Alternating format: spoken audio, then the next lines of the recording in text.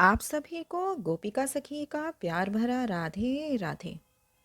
आज मैं अपनी बहनों के लिए कार्तिक करवा चौथ के व्रत की कथा में लेकर आई हूँ। कथा शुरू करते हैं।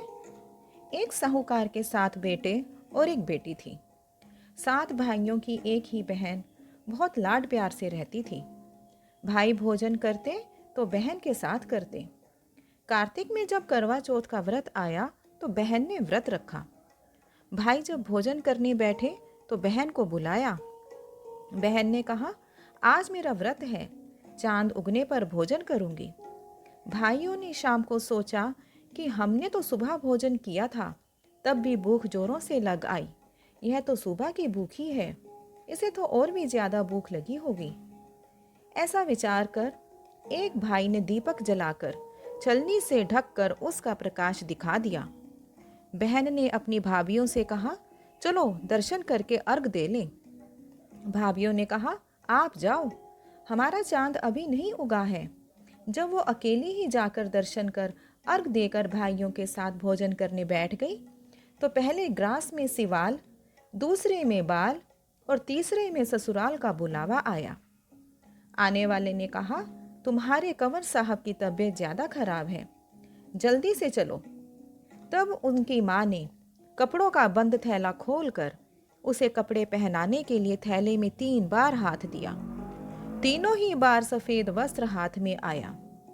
उसकी माँ ने वही पहनाकर एक सोने का टका अर्थात मोहर दिया और कहा, जो तुम्हें सुहाग का आशीष देवे उसे यह सोने का टका देकर पल्ले से गांठ बांध लेना। रास्ते में जो भी मिला वह उसके पैरों में पड़ती गई। सब ने भाई भांजों के सुख का ही आशीर्वाद दिया। चलते चलते जब उसके ससुराल का दरवाजा आया तो दरवाजे में घुसते ही उसकी छोटी नंद खड़ी थी। वह उसके भी पैरों पड़ी तो नंद ने उसे आशीष दी, सिली हो सपूती हो, 7 पुत्रों की माँ हो, मेरे भाई को सुख दे। ऐसा सुनते ही भावज ने उसे झट सोने का टका दे दिया। वह भीतर गई तो सास ने पीड़ी नहीं दी और रोकर बोली, मरा पड़ा है। बेचारी देखकर रोने लगी। लोगों ने समझाया, बुझाया और उसके क्रियाक्रम की तैयारी करने लगे, पर उसने इन सब को रोक दिया। उसकी सास ने कहा, क्या मरा सेवेगी, अर्थात क्या मरे हुए की सेवा करोगी? उसने कहा, हाँ, मैं मरा सेने लूंगी, अर्थात मैं मरे हुए की ही सेवा करूंगी। आप कोई चिंता ना करें। उसकी जिद पर घर वालों ने एक अलग मकान में उसको रख दिया। बेचारी मड़ा सेने लगी। दासी आकर बासी सूखी रोटियां दे जाती, उसी से अपना जीवन चलाती। मंगसिर मास की चौथ आई। बोली, करवोले भाइयों की प्यारी करवोले, दिन में चांद उंगानी करवोले, घड़ी बुखाली करवोले। वह बोली, माता, मैंने नियम बिगाड़ा तो आप सुधारोगी, मुझे मेरा सुहाग देना पड़ेगा। चौथ माता बोली, मेरे बड़ी पोह की चौथ है, उससे अरज करना। पोष की चौथ आई। उसने कहा, मेरे से बड़ी माघ की आएगी। इसी तरह अपने से अगली अगली बताती गई और आखिर आसोज की चौथ आई।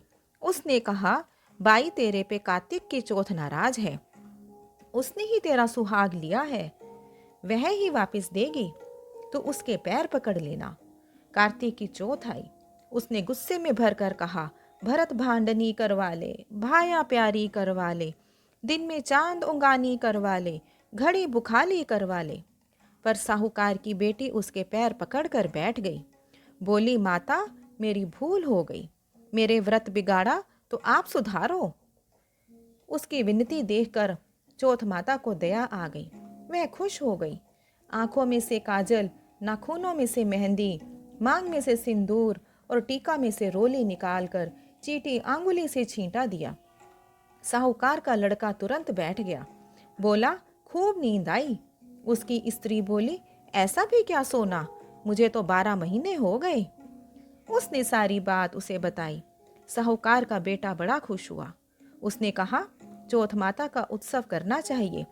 उसकी स्त्री तुरंत इंतजाम किया, करवा लाई, कहानी सुनी, चुरमा किया और दोनों पति पत्नी भोजन कर चौपड़ पासा खेलने लगे। दासी आई बासी रोटी लेकर, देखे तो दोनों चौपड़ पासा खेल रही हैं। तुरंत वापस गई और उसकी सास से बोली, वे तो चौपड़ पासा खेल रहे हैं। साहूकार की स्त्री को विश्वास नहीं आया। झट ऊपर और जाकर देखकर खुश हो गई। पूछा, यह क्या बात है? तब बहू ने सारी बात बताई। सास के पैर पकड़े, घर में आनंद छा गया। बेटों की माँ सब कोई 12 चौथ करना, 12 नहीं तो 4 तो अपने 7 फेरों की शक्ति के लिए जरूर करें। हे चौथ माता, सबका सुहाग बना देना, साहूकार की बेटी की तरह दुख मत देना। इसी प्रकार कार्तिक करवा चौथ व्रत की कथा यहीं पर पूर्ण होती है। सबको राधे राधे।